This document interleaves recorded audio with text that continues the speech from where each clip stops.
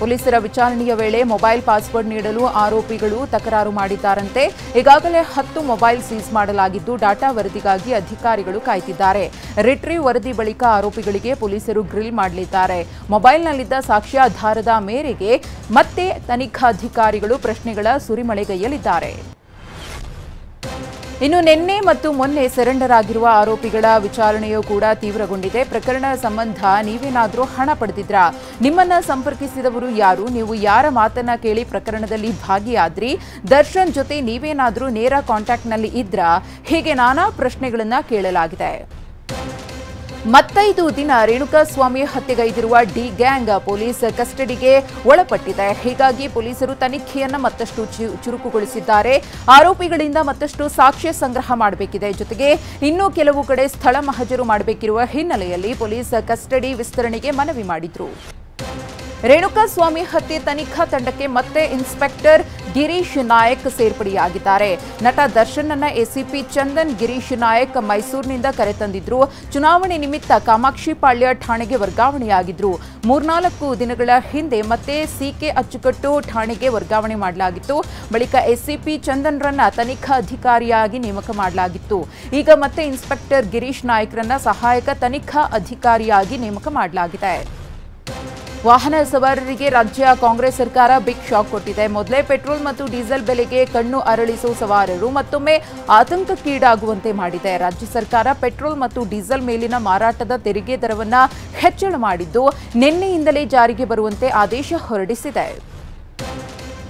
ರಾಜ್ಯ ಸರ್ಕಾರ retail sales tax ದರವನ್ನು ಹೆಚ್ಚಿಸಿದೆ. ಪೆಟ್ರೋಲ್ ರಿಟೇಲ್ ಮಾರಾಟ ತೆರಿಗೆ ಶೇಕಡಾ 3.9ರಷ್ಟು ಹೆಚ್ಚಳವಾಗಿದೆ. ಅಂದರೆ ಈ ಮೊದಲು ಶೇಕಡಾ 25.92ರಷ್ಟಿದ್ದ ತೆರಿಗೆ ಶೇಕಡಾ 29.84ಕ್ಕೆ ಏರಿದೆ. ಇನ್ನು ಡೀಸೆಲ್ ಸೇಲ್ಸ್ ಟ್ಯಾಕ್ಸ್ ದರ ಶೇಕಡಾ 4.1ರಷ್ಟು ಏರಿಕೆ ಕಂಡಿದೆ. ಶೇಕಡಾ 14.34ರಿಂದ ಶೇಕಡಾ 18.44ಕ್ಕೆ ಏರಿಕೆಯಾಗಿದೆ. ಸರ್ಕಾರದ ಆದೇಶದ ಪ್ರಕಾರ ಪೆಟ್ರೋಲ್ ಬೆಲೆ ₹3, ಹಾಗೆಯೇ ಡೀಸೆಲ್ ಬೆಲೆ ₹3.5 ಹೆಚ್ಚಳವಾಗಿದೆ. ಪ್ರತಿ ಲೀಟರ್ಗೆ ₹99.83 ಇದ್ದ ಪೆಟ್ರೋಲ್ ಬೆಲೆ ₹102.90 ಆಗಿದೆ.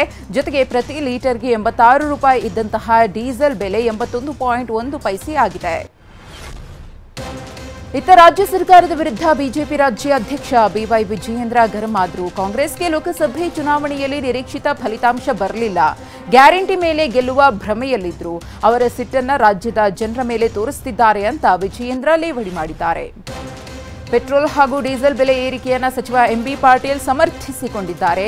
ಬೇರೆ ರಾಜ್ಯಗಳಿಗಿಂತ ಕರ್ನಾಟಕ ರಾಜ್ಯದಲ್ಲಿ ಕಡಿಮೆ ಬೆಲೆ ಇದೆ, ಆದಾಯ ಕಡಿಮೆಯಾಗ್ತಾ ಇದೆ, ಅಭಿವೃದ್ಧಿ ಗ್ಯಾರಂಟಿಗೆ ಹಣ ಬೇಕಲ್ವಾ ಎಂದಿದ್ದಾರೆ.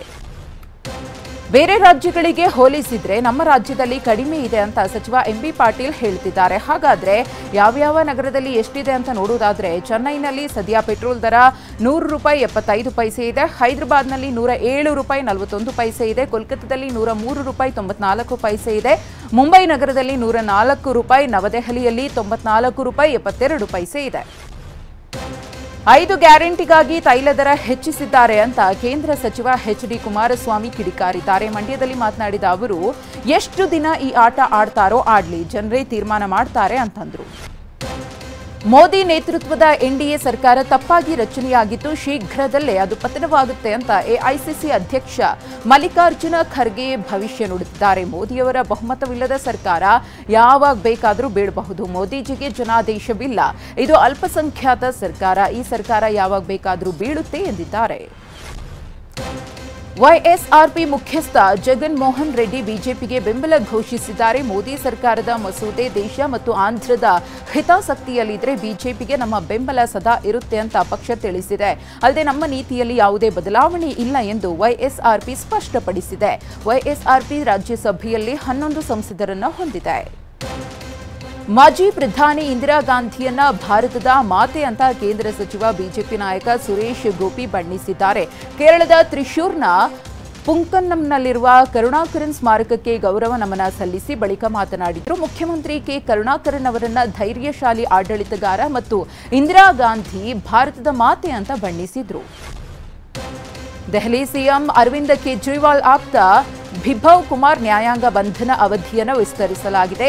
ಸ್ವಾತಿ ಮಲಿವಾಲ್ ಮೇಲೆ ಹಲ್ಲೆ ನಡೆಸಿದ ಆರೋಪದ ಮೇಲೆ ಬಂಧಿಸಲ್ಪಟ್ಟಿರುವ ಬಿಭವ್ ಕುಮಾರ್ಗೆ ಜೂನ್ 22ರವರೆಗೆ ನ್ಯಾಯಾಂಗ ಬಂಧನವನ್ನು ವಿಸ್ತರಿಸಲಾಗಿದೆ. ನಿನ್ನೆ ನ್ಯಾಯಾಂಗ ಬಂಧನ ಅವಧಿ ಮುಕ್ತಾಯವಾಗಿದ್ದ ಕಾರಣ ಮೆಟ್ರೋಪಾಲಿಟನ್ ಮ್ಯಾಜಿಸ್ಟ್ರೇಟ್ ಮುಂದೆ ವಿಡಿಯೋ ಕಾನ್ಫರೆನ್ಸ್ ಮೂಲಕ ಹಾಜರುಪಡಿಸಲಾಗಿತ್ತು.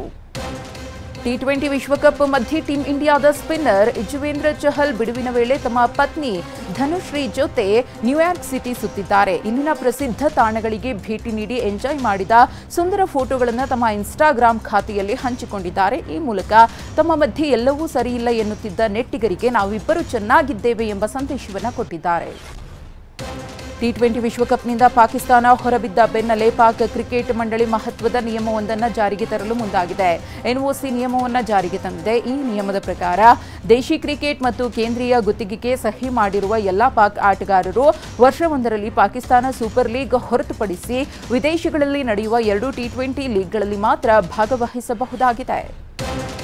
ಟಿ20 ವಿಶ್ವಕಪ್ ಅಂಕಿಅಂಶಗಳ ಬಗ್ಗೆ ಮಾತನಾಡಿರುವ ಪಾಕ್ ತಂಡದ ಮಾಜಿ ಆಟಗಾರ ಕಮ್ರಾನ್, ಭಾರತದ ಮಾಜಿ ನಾಯಕ ವಿರಾಟ್ ಕೊಹ್ಲಿಗಿಂತ ಉಮರ್ ಅಕ್ಮಲ್ ಅಂಕಿಅಂಶಗಳು ಉತ್ತಮವಾಗಿದೆ ಎಂದು ಹೇಳಿದ್ದಾರೆ. ಜೊತೆಗೆ ಕೊಹ್ಲಿಯಂತೆ ನಮ್ಮಲ್ಲಿ ಪ್ರಚಾರಕ್ಕೆಂದು ಪಿಆರ್ ಕಂಪನಿ ಇಲ್ಲ ಎಂದು ಅತಿರೇಕದ ಮಾತುಗಳನ್ನಾಡಿದ್ದಾರೆ.